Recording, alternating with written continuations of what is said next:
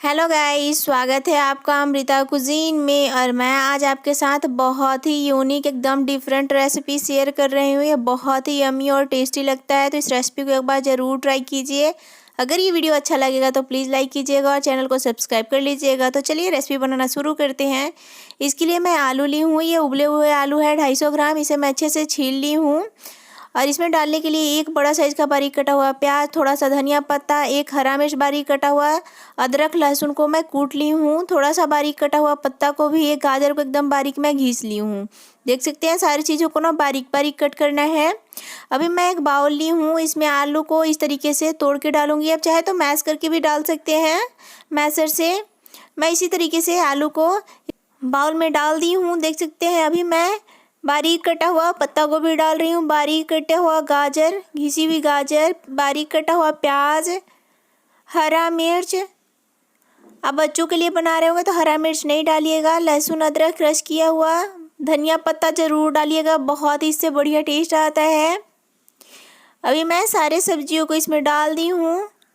मैं इसमें मसाले डाल रही हूँ। 1 चम्मच धनिया पाउडर, 1/4 चम्मच काली मिर्च पाउडर, 1/4 चम्मच मैं इसमें हल्दी पाउडर डाल रही हूँ। अभी मैं इसमें आधा चम्मच चाट मसाला पाउडर डाल रही हूँ और मैं इसमें डाल रही हूँ नमक 1 चम्मच। आप अपने स्वाद के अनुसार इसमें नमक को डालिए। आधा चम्मच गरम मसाला पाउडर, आधा नींबू का रस। अगर नींबू का रस नींबू नहीं हो तो कोई बात नहीं, इसकी जगह आमचूर पाउडर आप डाल सकते हैं। वह मैं 1/4 चम्मच यहाँ डाली हूँ कश्मीरी लाल मिर्च पाउडर।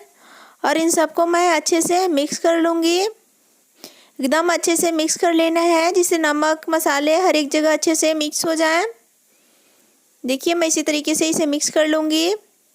फिलिंग बिल्कुल तैयार हो चुका है, देख सकते हैं ये बिल्कुल अच्छे से मिक्स हो गया है। फिलिंग को मैं साइड में रख ली हूँ। अभी एक बाउल ली हूँ, इसमें 1 कटोरी मैं गेहूं का आटा डाली हूँ और 1 कटोरी में मैदा डाली हूँ। आप चाहे तो केवल गेहूं का आटा या केवल मैदा में इस रेसिपी को बना सकते हैं। अभी मैं इसमें डाली हूँ 1/4 चम्मच नमक और यहाँ मैं तेल डाल रही हूँ। आप चाहे तो घी भी डाल सकते हैं। मैं 2 चम्मच इसमें तेल को डाल दी हूँ और इसे मैं अच्छे से मिक्स करूँगी मोइन करने के लिए। ये रेसिपी बहुत ही यमी और टेस्टी बनती है। देखिए बहुत ही अच्छे से मैं इसे मिक्स कर ली हूँ।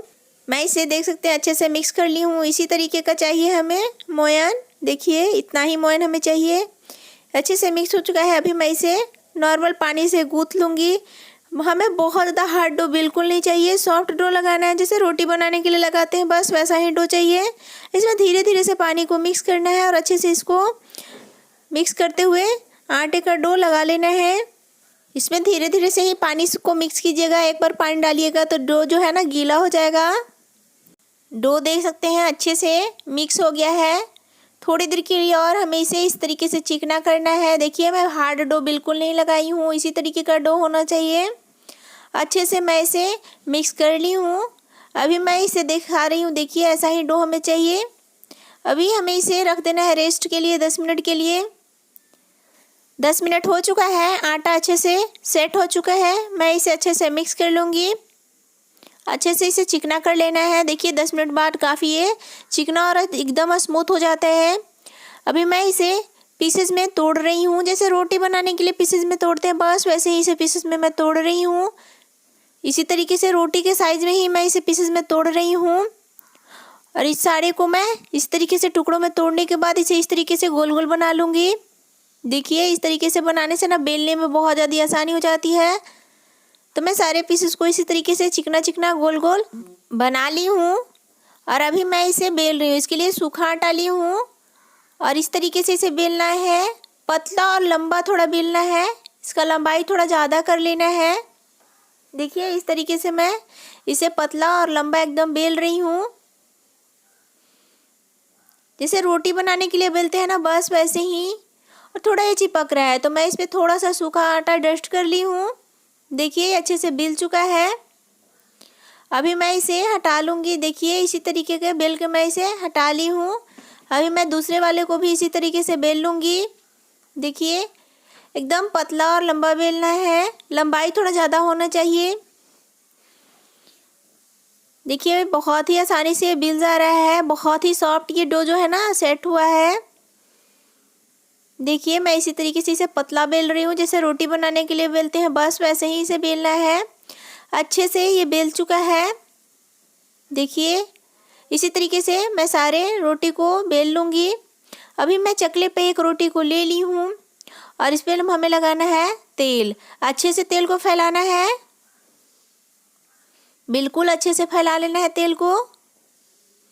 देखिए मैं इसे अच्छे से फैला ली हूँ और अभी मैं इस पे सूखा आटा को डस्ट करूँगी। इस तरीके से सूखा आटा डस्ट करने से ना बहुत ही अच्छा लेयर बनेगा, जो मैं रेसिपी बना रही हूँ उसमें। देखिए बहुत ही अच्छे से इसे मैं फैला ली हूँ। अब दूसरे जो लोई है ना, बेले हुए जो रोटी है, उसे इस पर सेट कर लेना है और इस पर भी ऊपर से अच्छे से तेल लगाकर अच्छे से इसे फैला लेना है। अब चाहे तो घी को भी फैला सकते हैं। और अभी मैं ऊपर से सूखा आटा का डस्ट कर रही हूँ। इससे ना सूखा आटा लगाने से बहुत ही बढ़िया लेयर बनता है। देखिए मैं इसे अच्छे से फैला ली हूँ। अब तीसरे वाले को इसी पे रखूँगी। मैं टोटल इसमें ना 4 लेयर लगा रही हूँ।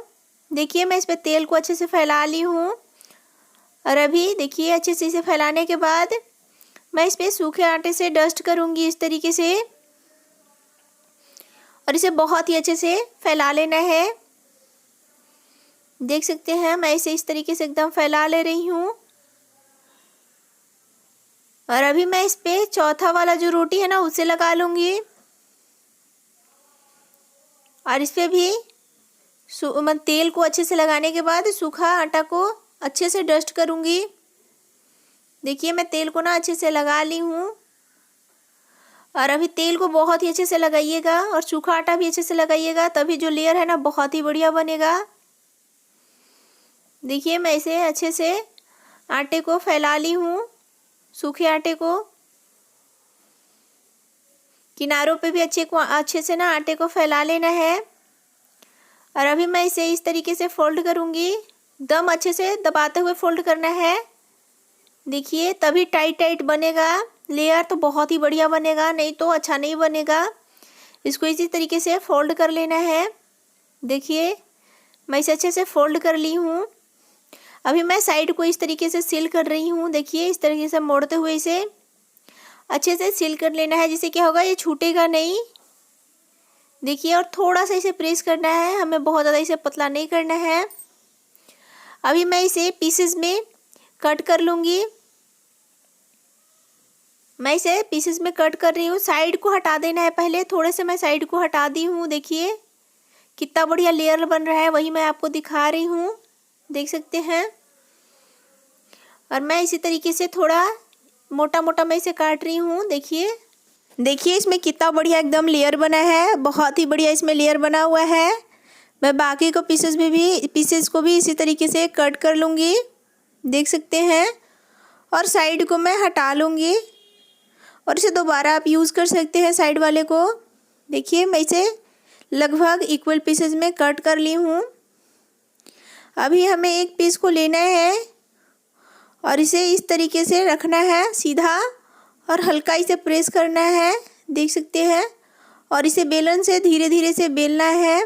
देखिए लेयर जो है ना छूट रहा है, इसी तरीके से पतला बेलना है हमें। ये रेसिपी को एक बार ज़रूर ट्राई कीजिएगा। देखिए मैं इसी तरीके से इसे बेल रही हूँ। इसे ना हल्के हाथों से बेलना है। देखिए ये अच्छे से बेल चुका है। अभी देखिए मैं आपको लेयर दिखा रही हूँ, कितना बढ़िया इसमें लेयर बना है। अभी मैं इसमें फिलिंग को रखूँगी। 1 चम्मच फिलिंग को मैं इसमें रख रही हूँ, जो मैं बनाकर रखी हूँ, और इसे अच्छे से सील करना है। देखिए इस तरीके से फोल्ड करते हुए अच्छे से मैं इसे सील कर लूँगी, देख सकते हैं। बहुत ही अच्छे से मैं इसे सील कर ली हूँ। और एक्स्ट्रा आटा को देखिए इस तरीके से फोल्ड करते हुए मैं निकाल रही हूँ और इसको हल्के हाथों से प्रेस करना है। देखिए कितना बढ़िया एकदम लेयर बना है, बहुत ही बढ़िया देखिए बना हुआ है। इसे एक बार ज़रूर ट्राई कीजिएगा, बहुत ही यम्मी और टेस्टी लगता है। देखिए अभी मैं इसे एक प्लेट में रख लूँगी और मैं आपको एक और बनाकर दिखा देती हूँ, जिसे बनाने में आपको काफ़ी आसानी हो जाएगी। और एक और लोई को इसी तरीके से सीधा रखना है और हल्का इसे इस तरीके से प्रेस करना है और बेलन से इसे इस तरीके से बेलना है। देख सकते हैं बहुत ही बढ़िया इसमें लेयर जो है ना वो बन रहा है। तो मैं इसे इसी तरीके से देख सकते हैं बेल ली हूँ। देखिए कितना बढ़िया इसमें लेयर बना हुआ है। अभी ये अच्छे से पतला बेल चुका है। अभी मैं इसमें बीच में 1 चम्मच फिलिंग को रख ली हूँ और इसे मैं अच्छे से सील कर लूँगी। देखिए इस तरीके से बहुत ही आसानी से ये सील हो जाता है और इसे अच्छे से दबाते हुए बंद करना है। और एक्स्ट्रा आटा को मैं हटा दी हूँ और इसे हल्का मैं प्रेस कर रही हूँ। देखिए कितना बढ़िया एकदम ये रेसिपी तैयार हुआ है। देखिए कितना बढ़िया बना है, कितना लेयर इसमें दिख रहा है। अभी मैं इसे भी रख दूँगी। इसी तरीके से मैं सारे देख सकते हैं सारे को फिल कर ली हूँ। अभी मैं गैस पे कढ़ाई चढ़ाई हूँ, इसमें डाली हूँ तेल फ्राई होने के लिए। तेल को ना बहुत ज़्यादा गरम बिल्कुल नहीं होने देना है। देखिए तेल जो है ना हल्का गरम हो चुका है। अभी मैं इसमें तलने के लिए डाल रही हूँ और इसे धीमे हीट पे ही तलने देना है, तभी रेसिपी बहुत ही बढ़िया बनेगा। एक बार में मैं 5 को फ्राई कर रही हूँ। देखिए अभी मैं इसे पलट ली हूँ। देखिए कितना अच्छा लेयर दिख रहा है। ये रेसिपी को एक बार ज़रूर ट्राई कीजिएगा और कमेंट में ज़रूर बताइएगा ये रेसिपी आपको कैसा लगा। और दोनों साइड से ना इसे अलटते पलटते लो टू मीडियम हीट पे इसे फ्राई करना है। हाई फ्लेम पे बिल्कुल फ्राई नहीं करना है, नहीं तो इसमें ऊपर से बबल्स आ जाएगा और रेसिपी अच्छा नहीं बनेगा, क्रिस्पी नहीं बनेगा। इसीलिए इसे धीमे धीमे हीट पे अच्छे से एकदम फ्राई होने देना है। देखिए मैं इसे पलटते हुए दोनों साइड अच्छा कलर आने तक इसे फ्राई करूँगी। देखिए इसमें कलर काफ़ी चेंज हो चुका है, लेकिन और हमें बढ़िया इसे फ्राई करना है। देखिए इसमें कितना प्यारा कलर आ चुका है। अभी मैं इसे देखिए निकाल लूँगी। देखिए कितना बढ़िया एकदम रेसिपी तैयार हुआ है। अभी मैं इसे एक प्लेट में इसी तरीके से साइड करते हुए निकाल लूँगी। ये रेसिपी बहुत ही यम्मी और बढ़िया बना है। एक बार ना इस रेसिपी को ज़रूर ट्राई कीजिएगा और कमेंट में ज़रूर बताइएगा ये रेसिपी आपको कैसा लगा। मैं इसे टोमेटो सॉस के साथ सर्व कर रही हूँ। देखिए कितना लेयर वाला एकदम बहुत ही बढ़िया रेसिपी तैयार हुआ है।